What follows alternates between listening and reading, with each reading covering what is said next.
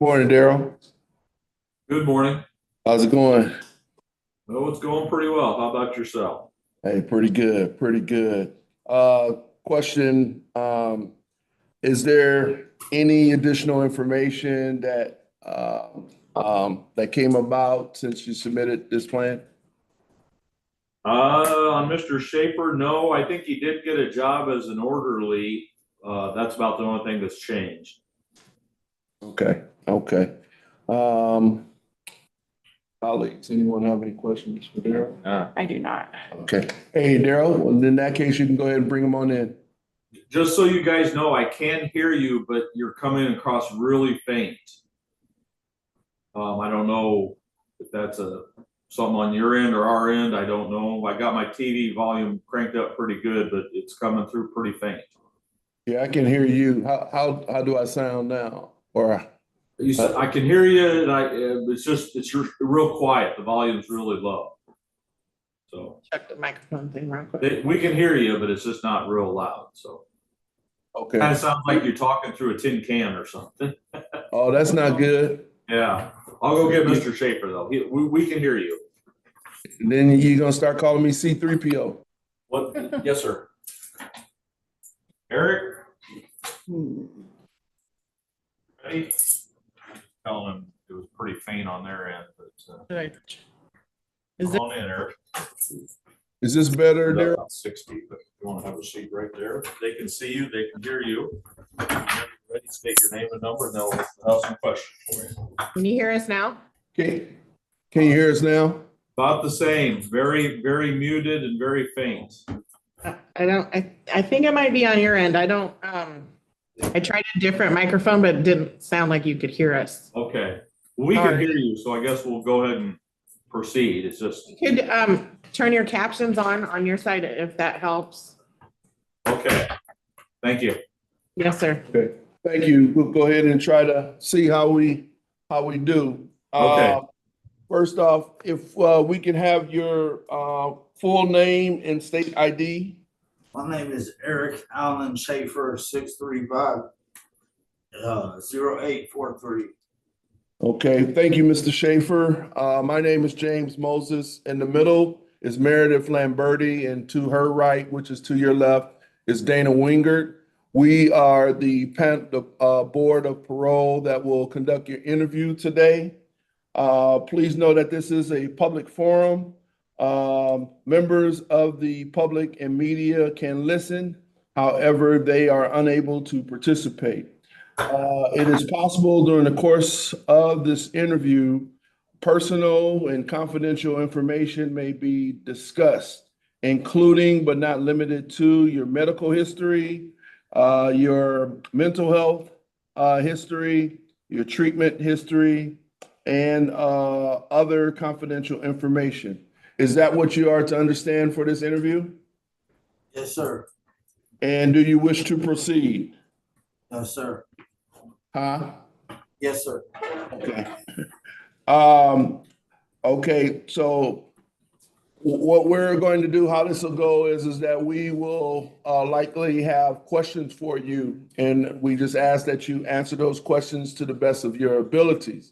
I will likely start off with the questions asking you about, what were some of the things that led to your incarcerations, and then you'll go from there, letting us know what takes place.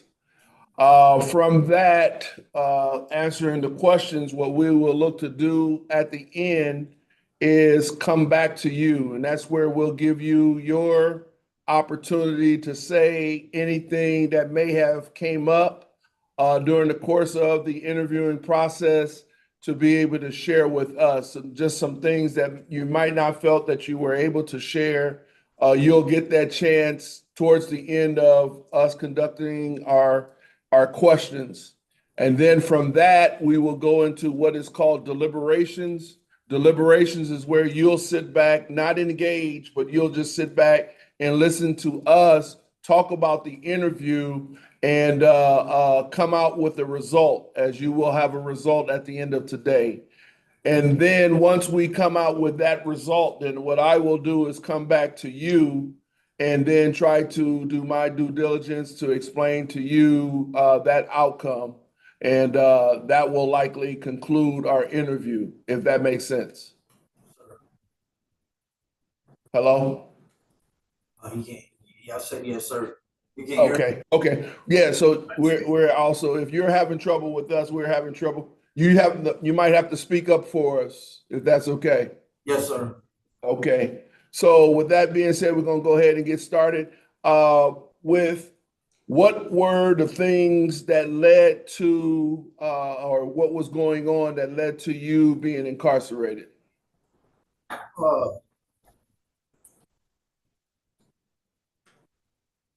I got out of prison. I was out for about 2 years, and then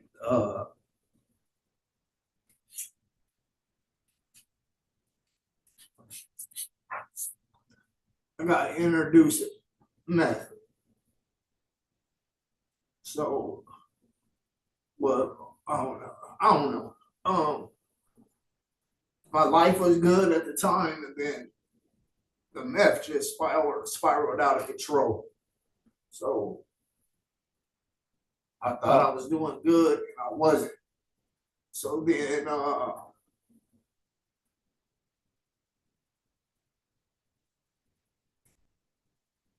Take your time. You're okay. Thank you, Daryl. That's what I was going to suggest. Just breathe and just take your time. So I started getting back on track. I got clean. Some people had robbed me. I tried to do the right thing, go to the police. And I felt like they wasn't doing their job right. And then I seen the individual that robbed me for all my stuff. And it wasn't drugs or nothing, it was tools out of my garage. And I confronted him, and he hit me with Arizona T-can, and I stabbed him. I hit an artery.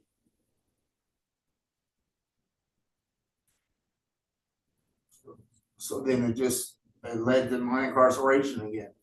I was out for 3 years doing good till I got hooked on that feeling. I'd never done it before. I've been locked up my whole life. Good job. Good job.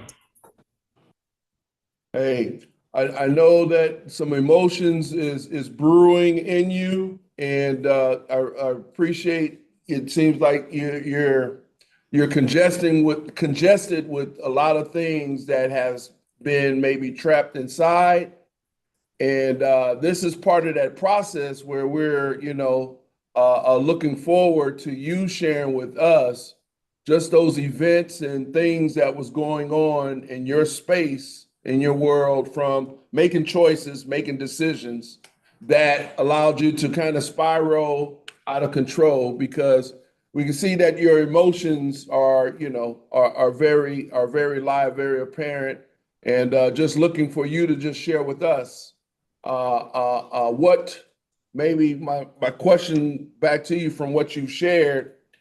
When did you start using? Got out, I think, in 18, right? I'd have to look at it. That sounds about right. Yeah. I got out in 18 from Anamosa. I went to Illinois until 21. I was clean for 2 years after that. I started using, I felt 25 foot. So I moved to Texas in the middle somewhere after I got out. And I feel 25 foot from a tree and broke my back, punctured my lung, shattered my vertebrae in my left leg, broke my arm, and fractured my skull. So it went from the pills that they was giving me to the street drugs, which I started off by just simply sniffing it. Then I started smoking it. Then it led to shooting it, which was the worst. That's really when I realized what I was doing good just went all the hell, excuse my language, but it just happened so quick like that there wasn't nothing I could do. Okay. And me coming back for this 3 years was like a reset button. Because 2 years ago, Your time. It's okay.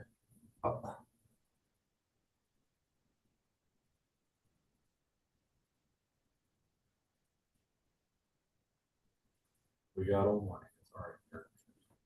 2 years ago, me and my wife lost our son.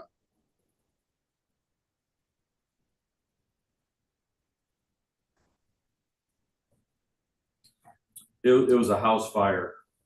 If I could help him out, his significant other and him had a house fire, and the child didn't make it, so it's pretty significant event. No, and that is significant, and I appreciate that, Daryl. And I want Mr. Schaefer to understand, and I'll go back to, is that, this is part of that process where the sharing is imperative. And we know that you're doing your best to share with us, and we just want that to continue because that is too a part of this process in order for us to know what were the things that led to, you being incarcerated and the guilt and the shame and the, experiences and the using and the loss and, you grieving, that's part of that, mental health that is helpful. And that's why we look for those professionals to, work with you. And it seemed like Daryl has been working with you to really kind of help provide that holistic understanding so that we're able to, get, tap into your well-being and seeing how that's going to, how that's going to be and what can be helpful for you going forward, if that makes sense. Yeah. If I could finish, so me hurting other people and losing my son has affected me towards what if that was the other people's kid that they lost. So I know that feeling now. So let's do this. What kinds of things has been helpful for you when you said you had to do a reset and you've been, incarcerated and what you've been working on? Share with us some of the things that has been helpful for your growth. Well, when I first came in, I started to take the what's it called? Cosmetology Like and barber in barber school. shop, yeah. I was in Mount Pleasant, but I was involved in that big fight down there, which was my first report that y'all might be looking at, the fight. So that led me to getting kicked out of that school, that program, the haircut program, which they sent me to Corinda, and I was about to start MRT. Then something else happened, which got us into Fort Madison. And being around them people down there, 85% of them ain't going home. So I got into MRT, and that's when I realized that everything that I do, it don't involve just me. I got family. I got friends. I might have coworkers or whatever. So it affects everybody around me. It might affect them different than it does me. So, and it might affect my mother, which is real sick too. God bless her, but I mean, so it affects everybody different than it does me. So it might hurt them more than it hurts me because I've been here, I've done that. But this ain't what I want, man. This sucks. You mentioned something about cosmetology and barber school. Yeah. Did you get your hair done fresh for this interview? I mean, I try to take care of my hair. I got dreads, so my hygiene and my priority of how I look affects not myself, but everybody around me. I don't want to be like, oh, look at the white boy with dreads. He probably stinks. You know what I'm saying? No, my hair don't stink. I take care of myself on a regular. And even when I was high, I didn't do that. So this right here has opened up more than just what I needed. When you shared about cosmetology and barber, it one of the first things when you came on before you stated your name and your ID number, I could tell the hair was kind of fresh. So that's why I wanted to, acknowledge. I just got it done last night, so it don't look like trash when I come in here. I just want you to know that's noticed. So, hey, look like you got a little smile going on. So, with that being said, can you share with us what are a couple of values that you have today that you didn't have prior to being incarcerated? So every time I got out of prison, I didn't ever get a chance to go home because I was selfish. And I didn't want to put my people through what I was going through. So I would take the lesser route instead of having my family go the extra mile to support me or be here for me. I wouldn't call home. I wouldn't write home. I would just sit in here and dwell on myself and think that that was appropriate instead of dragging them through it. But the 3 years I've been back, I get weekly visits. I get a monthly in-person visit. I call home 3, 4, 5, 6 times a day. I'm active with my 13-year-old daughter, which just went to Florida for a school field trip that we had to work with the school to do that for. My significant other actually has stepped up and took care of my mom because I'm not selfish. I take pride in knowing that I'm gonna go back to that. So I built a stronger relationship with him.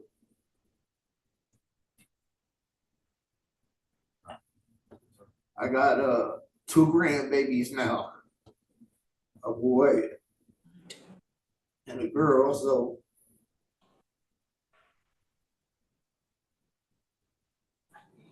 I have to be a role model instead of somebody that they don't have to come and get patted down to see me or walk through a metal detector. Okay. What I'm going to do is thank you thus far. I'm gonna conclude my questions. I might come back with a couple more at the end, but I want to give my colleagues a chance to, ask some questions that they have. So with that being said, I'm gonna conclude my questions. Meredith, do you have any questions? May I interject one? Yes, go ahead, Daryl. Well, Eric is doing a really good job, but I just thought when you asked that question, I was hoping he'd say it, but I'll help him if that's okay with you guys. He said that he's got a pretty strong desire, and I think he's genuine. Given the life that he has led up to this point, he thinks he can kind of help other guys and people in general that are struggling with addiction in the community, like kind of maybe starting his own chapter of NA or AA when he gets out. And I think he's sincere about that. So I think you mentioned values. What I picked up on is helping others. So I just thought I'd help him because I thought he wanted to say that, but maybe he, in the emotions, he maybe forgot about that. I'll speak on that if you want. So me and my wife has looked into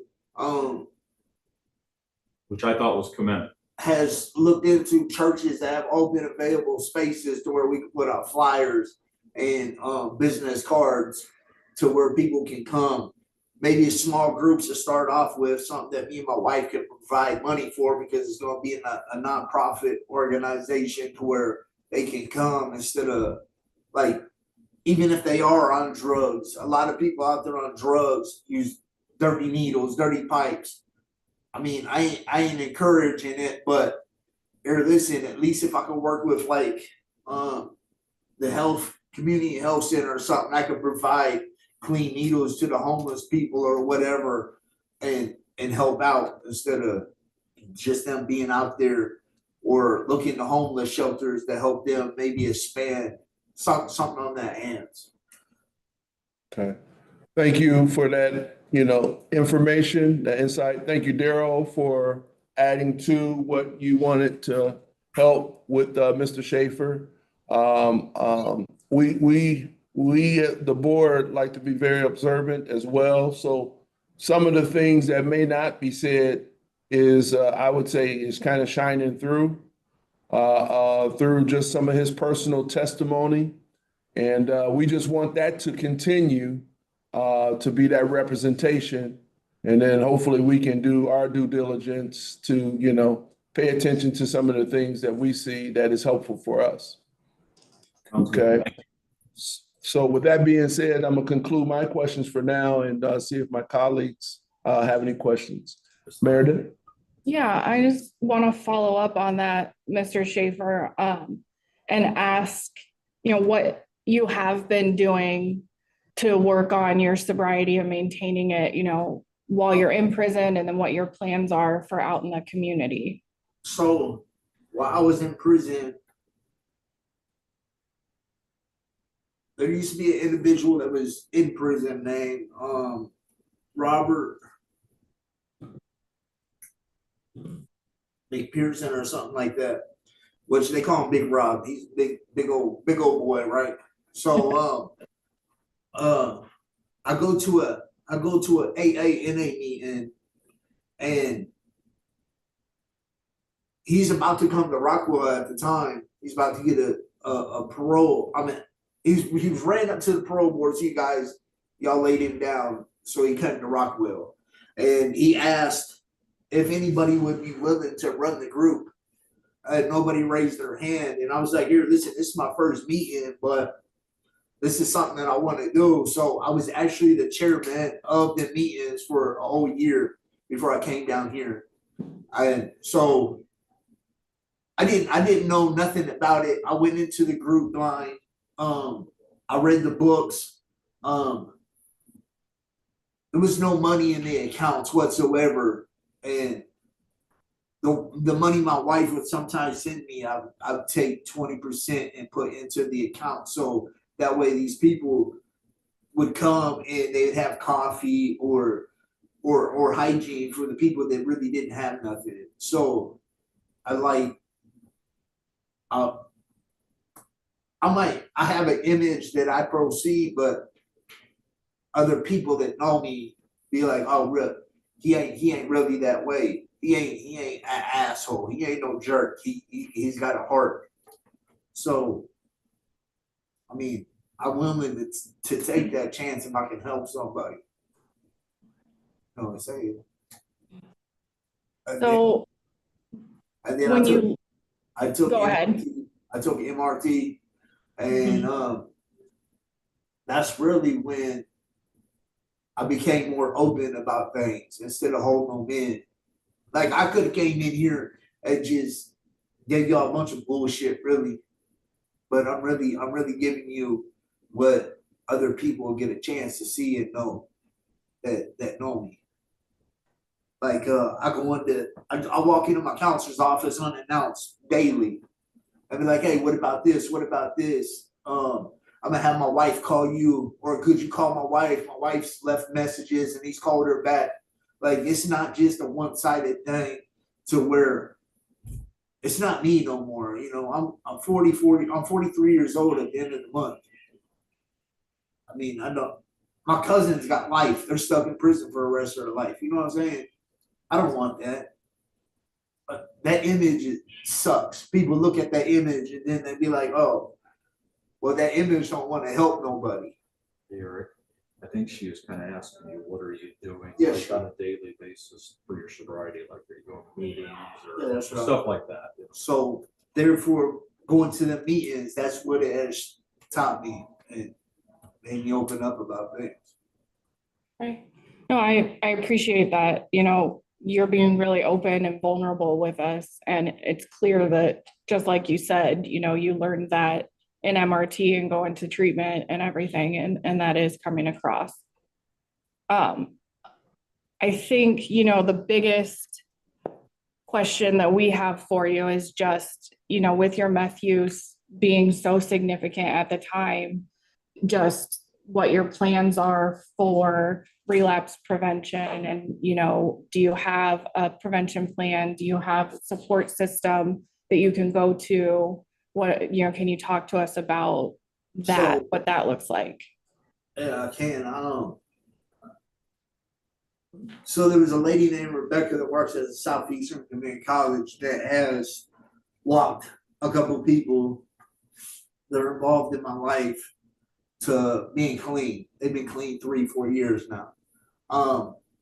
She has took an opportunity to want to help me and hire me at the college where she works in the cafeteria. She runs the cafeteria, which is a program that she does on her own to feed the kids at the school, at the community college that stay there. Not only that, my wife works at Cobalt, which make like harnesses for vehicles and stuff like that, like where you put your, I really don't know. I'm guessing they'll hook up to your vehicle somehow. So they're willing to also give me a job and support me because that's what they do. They take people like me and help us. Not only that, in my parole plan, I'm gonna go to AA, and after treatment for the help that I need. And I asked for that. I asked for that to be put in there. What about counseling? As a matter of fact, my family goes through counseling for the loss of our child, and my significant other has signed me up for a primary doctor, and counseling as well. I think that's a really good plan for you. I think that'll help also, not just with processing your grief, but having somebody that you can also talk to about relapse or cravings or anything else outside of your sponsor. It's always good to have extra people in your corner. And my parole officer, she's willing to work with me too. I've known her for a long time. Okay. And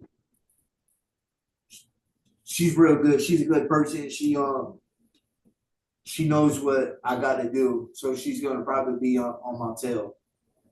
So has she been your PO in the past? I knew her from the halfway house, which was where she was a counselor at the time. And now she has moved up. And usually the people that I had come across like that really don't give me a chance, and they're really trying to work with me this time and give me a chance because I have shown more improvement this time instead of coming in and doing what I gotta do to go home. Okay. So do you feel like she's somebody that you could have a good relationship with? Absolutely.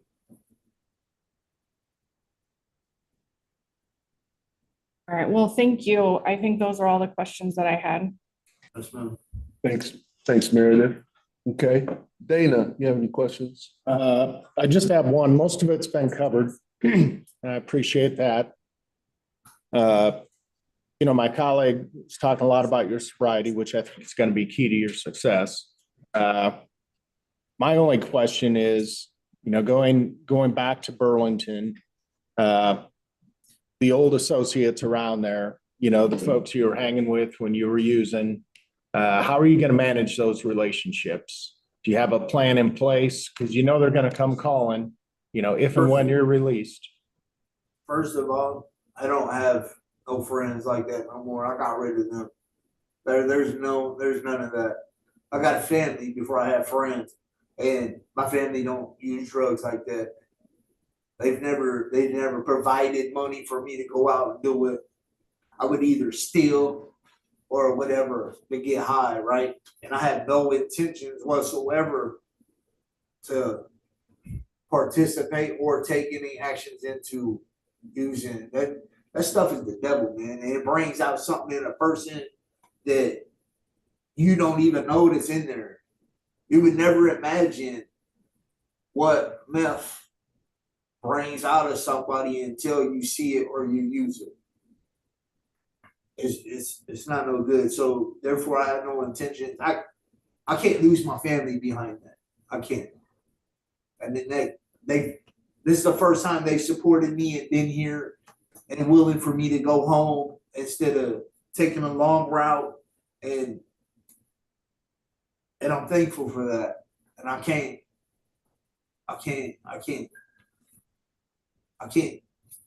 lose that. I won't lose it.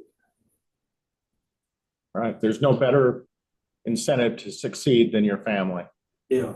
So as long as you continue to put them first. I got a 13-year-old daughter that she'll walk on glass to make sure. I promise you that. Fair enough. No further questions. Okay. I was going to ask a couple more, but I'm going to conclude my questions. So this is that time, Mr. Schaefer, where I said that we'll come back. If there was any information that you felt that you weren't able to state or share or come across the way you wanted it to, this would be that time to share with us before we go into deliberation, where we would, talk about the interview and then eventually come out with an outcome, and then I would come back to share with you that outcome. Is there anything that you have or want to share with us before that? Just to take into consideration of what my counselor has said to you and my family, which they're listening right now. So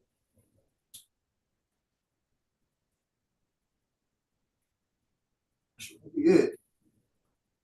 Okay, I appreciate it. Try to sit back, relax a little bit, and then listen to us, deliberate, and then I'll come back to you as I stated, and share with you that outcome, okay? All right. Colleagues, anyone wants to? I can give it a go here. Okay. So when we were doing our research for this interview, the one thing I was looking at is the criminal history that goes way back to, the year 2000. And there's some violence in there, including the crime we're here for today. That was concerning to me. However, during the interview, he mentioned how that process was working for him, where he was being incarcerated and just going through the motions to get out, and not necessarily gaining perspective, not necessarily setting goals, not necessarily taking into account what was important to him, just doing his time to get out.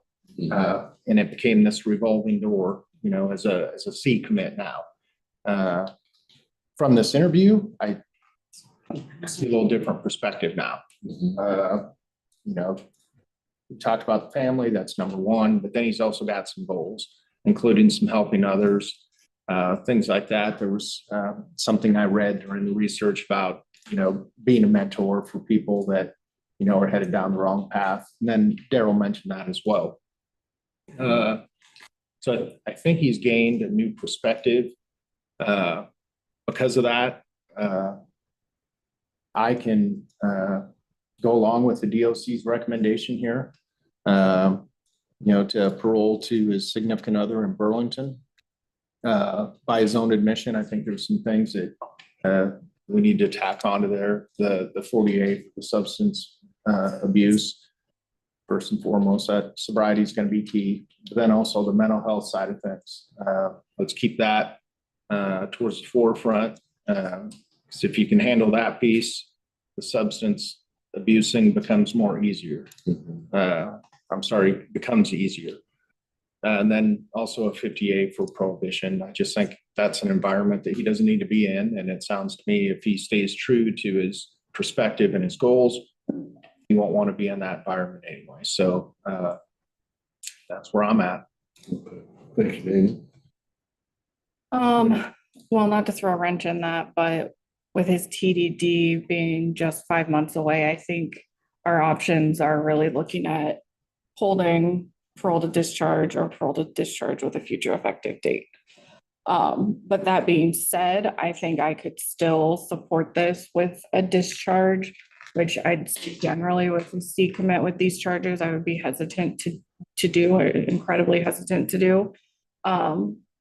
You know, I think that it's clear that this incarceration and his grief and all of these things have culminated in a change in his mindset, which can help me feel comfortable in supporting that this time. And, you know, I'm open to talking about a time frame on that. If it's today, if it's in 2 months, whatever, I'm flexible, but I can support the discharge. It sounds like he plans to do those things regardless. And I think as he talked about, he appeared to have established a relationship with his PO, who was a counselor at the residential. Yeah. So that would be one good for the transitioning.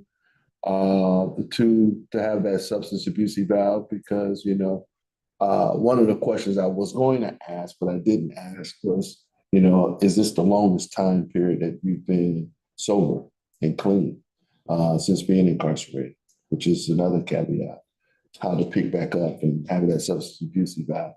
And then the mental health. We see the grieving, we see some of that stuff that was inside that was kind of volcanic. And he has since made some of a change, you know, where he's feeling and showing humility a little bit more than he probably has in the past. Having a willingness to work with people that he didn't have in the past. Standing on family, and when he didn't maybe necessarily appreciate family like he did in the past. So just more of that willingness, knowing that we do have that short time, but, you know, still him having that mental health professional to be evaluated within that time period seems, I would think, reasonable for him to transition and look towards that trajectory for his growth. So, Meredith, just for clarification for me, so if we parole, and are you saying that the time frame may not be long enough to provide the? Yeah, if we do a parole, he probably he'll go out, get hit with a supervision fee, and then close his case. So there's not enough time for the treatment codes, or? I mean, he might be able to get in for a first evaluation, but I don't know that it would, and get started on it, but I think that it sounds like those plans are in place for him regardless. So not enough time for it to really be in-depth or meaningful.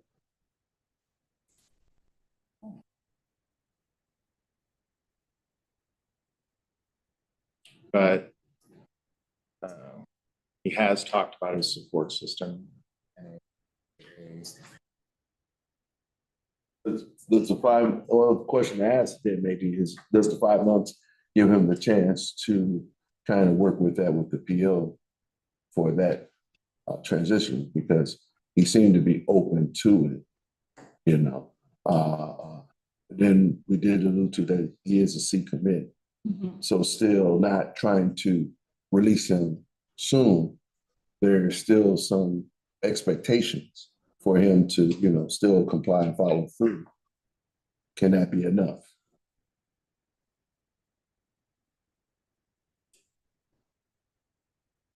Within the time period, because we're talking about, you said 5 months?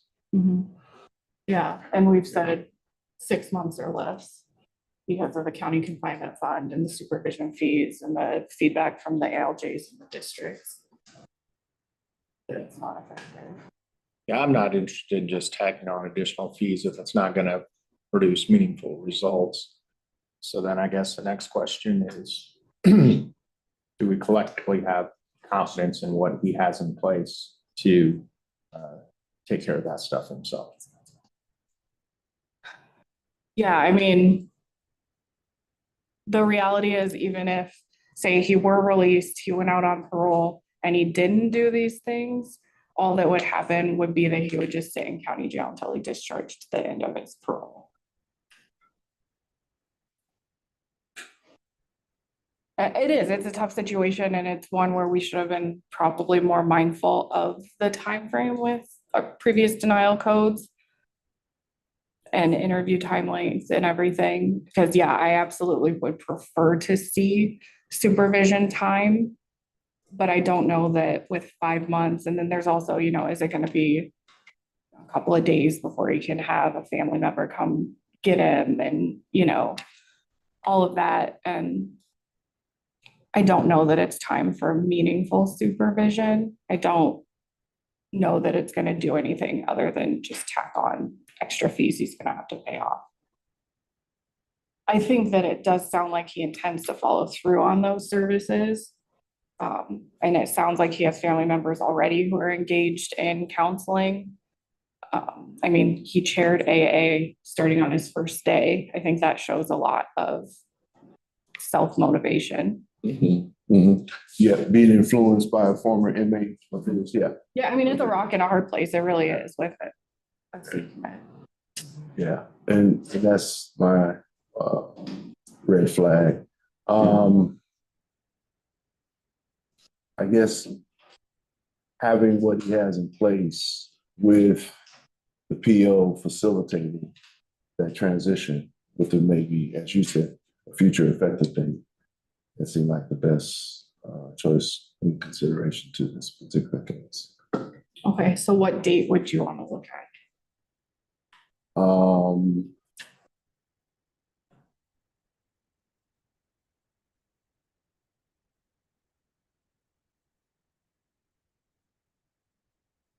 Dates. So the TDD is September. Yeah. I mean, to have the, I guess we can put a month earlier, I guess, and we can leave that up to the PO. What? So let's say August, since that would be a month prior to the discharge date, that'll allow the time for this transition so that he's able to meet with the PO however many times. I'm sure it's going to probably be once a week, if not once every 2 weeks, due to being a C commit in previous criminal history. And then just. But if we discharge him, he's not going to be meeting with anybody. So you're wanting just to discharge? Yes, because he has less as than of 6 today. months. I mean, I could do today, I could do, in a month to give, maybe Daryl and his fiance time to coordinate, scheduling an appointment, something like that. But